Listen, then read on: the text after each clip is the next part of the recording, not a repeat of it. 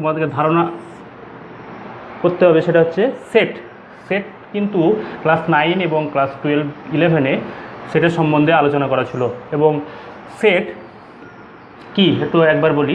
Set হচ্ছে collection of distinct object, স্বতন্ত্র বস্তুর কালেকশান। সেটা এটা হতে পারে একটা, আমি স্বাভাবিক সংখ্যার সেট আমি যদি বলি 1 2 3 4 এরকম করে, সেটা একটা সেকেন্ড ব্র্যাকেটের মধ্যে নর্মালি এইভাবে লিখে প্রকাশ করা হয়। তো এইবার আমি যেটা বলবো ম্যাট্রিক্স। ম্যাট্রিক্স কি? একটা mn সংখ্যক যদি আমি সেট নিই, mn সংখ্যক সেট নিই, mn সংখ্যক মানে m আর n সংখ্যকের গুণ, mn সংখ্যক সেট নিই, যদি আমি এরকম একটা আয়তকার শেপ তৈরি করি, কি করে a1 a1 2 1 3 এভাবে চলতে চলতে a1 n a1 a2 1 এটা হলো a2 2 a2 n এরকম ডট ডট করে a2 লিখেছি,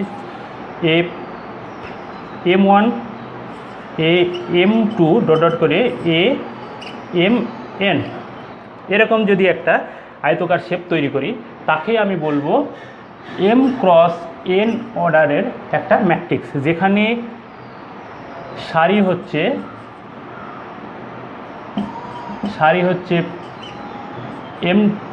mটি আর স্তম্ভ হচ্ছে nটি। সারি কোনটাকে বলা হবে? এই বরাবর যেগুলো আছে সেগুলোকে বলা হবে সারি। এইরকম এই এরকম আছে আর স্তম্ভ কোনগুলোকে বলা হবে? এই বরাবর যেগুলো আছে সেগুলোকে বলা হবে স্তম্ভ। এটা হচ্ছে m ক্রস n অর্ডারের একটা ম্যাট্রিক্স।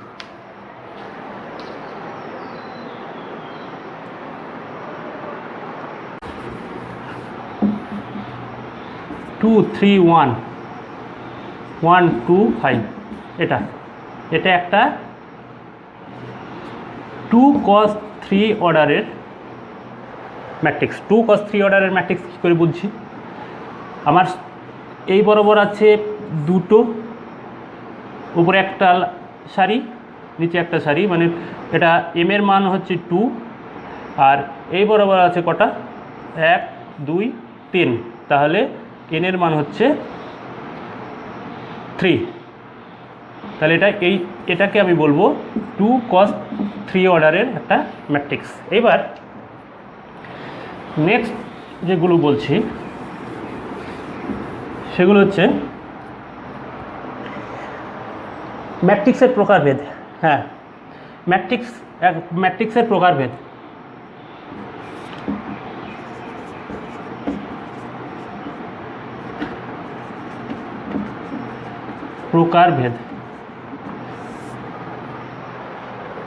একটা ম্যাট্রিক্সের যদি শুধু এরকম থাকলো 1 2 3, এটাও তো একটা ম্যাট্রিক্স হতে পারে। এইরকম ম্যাট্রিক্সে শুধু যদি একটা সারি থাকলো, তাহলে এটাকে বলা হবে সারি ম্যাট্রিক্স।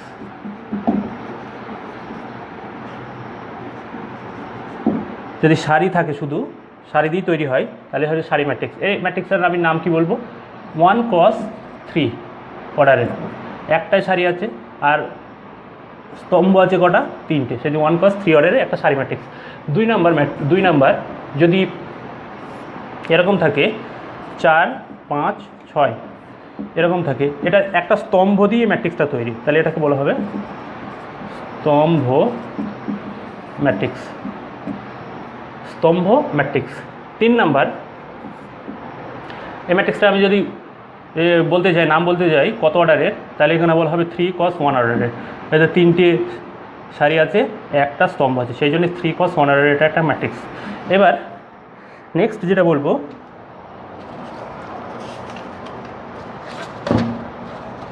বর্গ ম্যাট্রিক্স।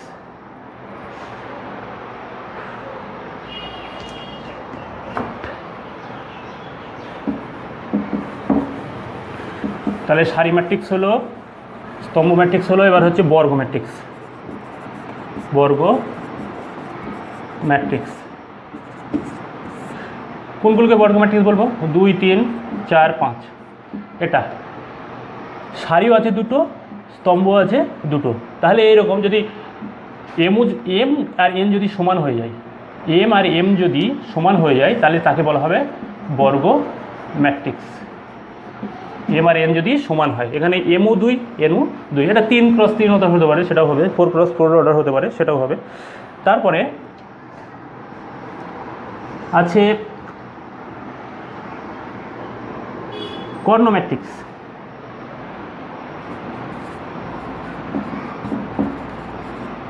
কর্ণ ম্যাট্রিক্স কোনগুলোকে বলা হবে?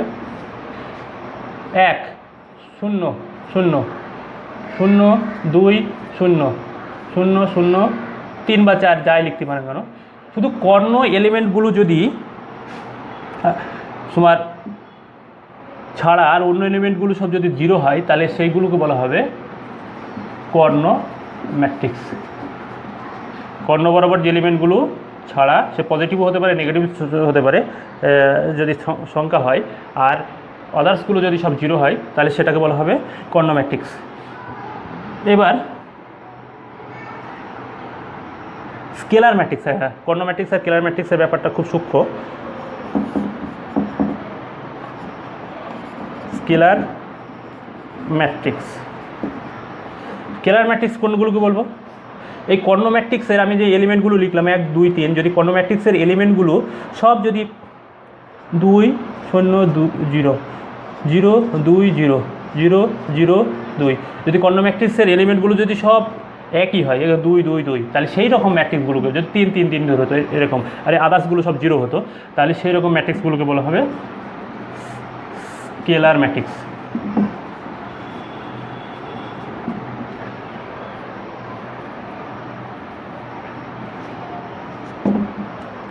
হেই,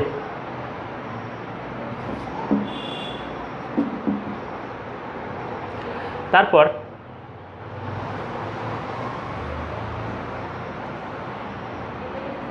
ম্যাট্রিক্স, যাই হোক,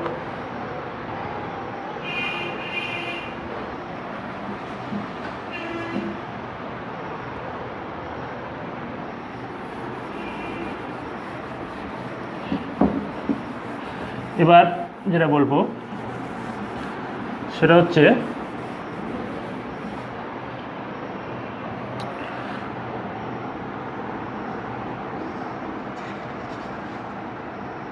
একক ম্যাট্রিক্স। হ্যাঁ, একক ম্যাট্রিক্স।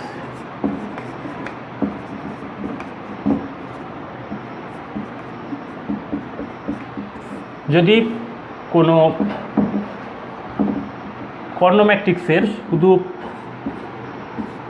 কর্ণ বরাবর যদি শুধু এই 1 থাকে, কর্ণ বরাবর শুধু যদি 1 থাকে, তাহলে সেটাকে বলা হবে একক ম্যাট্রিক্স। কর্ণ বরাবর শুধু 1 থাকলে সেটাকে বলা হবে একক ম্যাট্রিক্স। তাহলে একক ম্যাট্রিক্স হলো। এইবার ম্যাট্রিক্সের সমতা। ম্যাট্রিক্সের সমতা যদি আমি এমনি ম্যাট্রিক্সের সমতা যদি আমি শর্টকাটে বলি, দুটো ম্যাট্রিক্সের সমান X Y Y Z, X Y W Z, আর এ বি সি ডি, তখনই সমান বলা হবে যখন এক্স সমান সমান এটার সঙ্গে এটা সমান হবে, ওয়াই সমান সমান বি হবে, ডাব্লিউ এটার সঙ্গে এই পজিশান, যে যার পজিশান সেই এলিমেন্টগুলো যদি সব সমান হয়, আর জেড ইকুয়াল টু যদি এখানে ডি লিখছি, যদি ডি হয়, তাহলেই বলা হবে দুটো ম্যাট্রিক্স সমান। এই তারপরে ম্যাট্রিক্সের যোগ আর বিয়োগ। ম্যাট্রিক্সের যোগ একটু বলি। 1 2 3 4 এটার সঙ্গে যোগ করতে হচ্ছে 2 3 4 5। যোগ তখনই হবে যখন এর পজিশান মানে এটা হচ্ছে 1 1 পজিশান, এই পজিশানের সঙ্গে এখানে 1 1 পজিশান যদি যোগ হয়, এটার সঙ্গে এটা যোগ হবে, এটার সঙ্গে যদি এটা যোগ হয়, এটার সঙ্গে এটা যোগ হয়, মানে হচ্ছে 3, এটার সঙ্গে এটা যোগ করলাম 3, এটার সঙ্গে এটা যোগ করলাম 5, এটার সঙ্গে এটা যোগ করলাম 7, এটার সঙ্গে এটা যোগ করলাম 9। এই বিয়োগও ঠিক সেম, এই পজিশানের সঙ্গে এই পজিশান বিয়োগ হবে, এই পজিশানের সঙ্গে এই পজিশান বিয়োগ হবে, এই পজিশানের সঙ্গে এটা বিয়োগ হবে, এটার সঙ্গে এটা বিয়োগ হবে। এই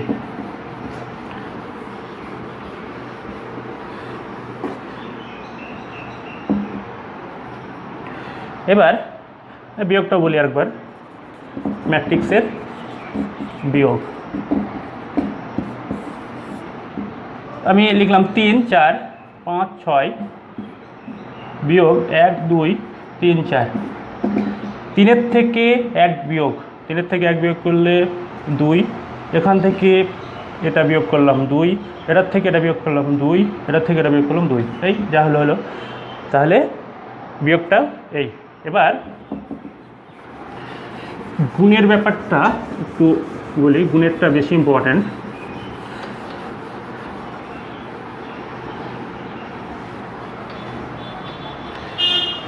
একটা 3 cos 3, একটা 3 cos 2 আর একটা 2 cos 3 যখন আমি গুণ করব তখন যে ম্যাট্রিক্সটা তৈরি হবে, এটার এটা 2 2 সঙ্গে মিলে গিয়ে 3 × 3 এই অর্ডারে একটা ম্যাট্রিক্স তৈরি হবে। কিন্তু এটা মনে রাখতে হবে, এটা 2 cos 2 আর 2 cos 3 গুণ করলে 3 cos 3। এই এবার যদি এরকম থাকতো 3 cos 3 গণিত 3 cos 3 এর সঙ্গে আমাকে গুণ করতে বলেছে 4 cos 3, এটা কিন্তু গুণ সম্ভব নয়। এই দুটো এলিমেন্ট, এই দুটো সংখ্যা, এখানে যদি 3 cos 3 হয়, এখানে 3 cos 2 হয়, তাহলেই সম্ভব। কিন্তু এখানে এখানে যদি আলাদা হয় তাহলে এটা গুণ সম্ভব হবে না। এবার গুণটা একটু দেখাই। একটা সংখ্যা 2 3 4 5, হ্যাঁ, আর অর্ডার সেম হলেও গুণ সম্ভব। এটা 2 cos 2, এখানে আমার যদি 2 cos 2 আমি লিখি তাহলে গুণ সম্ভব, কারণ হচ্ছে এখানে 2 এর সঙ্গে 2 একই আছে। তো গুণ করছি,